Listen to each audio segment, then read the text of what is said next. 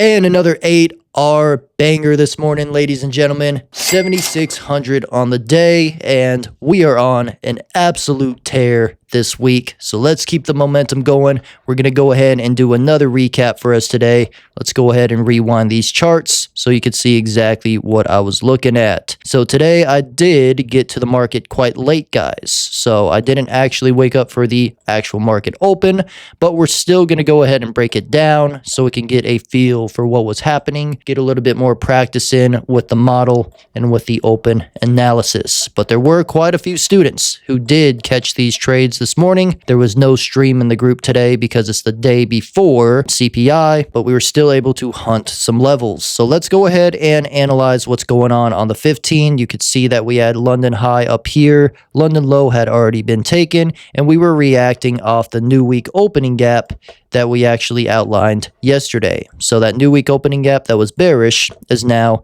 getting some bullish reaction. So potentially you could have either profile today. You could either argue that it's took London already, higher time frame level, left a bullish order block, so we could potentially have a reversal. And on the other hand, you could argue that we'll either price up to this level or this level, and since London was bearish, and we leave London high intact, we would be aiming for a continuation profile. So this is one of those days where it presents you with honestly either case. So you really just have to commit to one, or you have to put an order on either side, and that way you can have both chances at catching the move. Like I said, I was not on for 9:30 open this morning, but let's go ahead and see how this actually opened up. So you can see price started right here. We just breeze right past those two levels. So it is looking more like we had a reversal profile off of that new week opening gap. And then we come down again. So we have a nice volatile open right there. And then we price down. And then let's see if we ever reach for that order block. We do right there. So right there could have been a potential opportunity for some of you guys going long. So let's see if the stop loss would have been fair for you.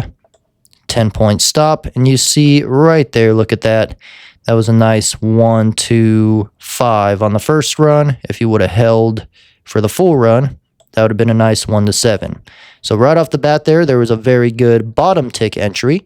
The top tick entries did not end up playing out. It was too volatile off open, and that ended up running through, but it did reverse from some point up here, and also from this fair value gap right here. So bottom tick entry right there. Again, I was not on for pretty much any of this. I didn't really get on the charts till about 10:30-ish, 10:45-ish, and it was really to just glance at what was going on. So I glanced at what was going on. At this point, I was on the 15 because nothing really interested me. And I was like, okay, well, right now we don't really have much. I could try to top tick London high. It also lines up with somewhat of a 4-hour order block up here. Could try to take a continuation play right now, but I really want to wait for at least a fair value gap to form, maybe an order block, maybe a breaker.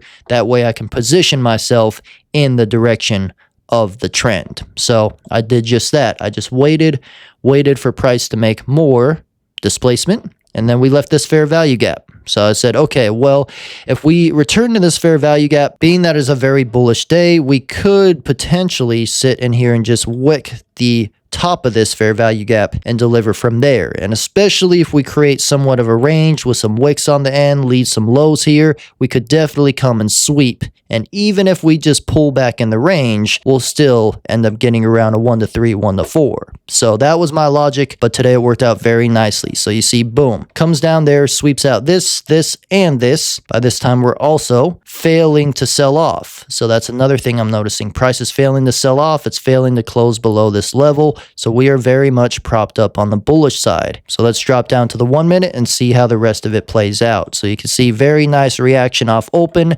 Does give me a little bit of drawdown right there, but nothing too crazy. But eventually we come up, we invert this fair value gap, and then we start running. Now this position did play out very choppily. And they definitely kept price from taking this final level until the very, very end. I didn't even know if my runner was going to actually hit. But as you can see, it does eventually hit. I was super close to getting tapped there. If you saw the execution, you probably saw that. That was absolutely crazy.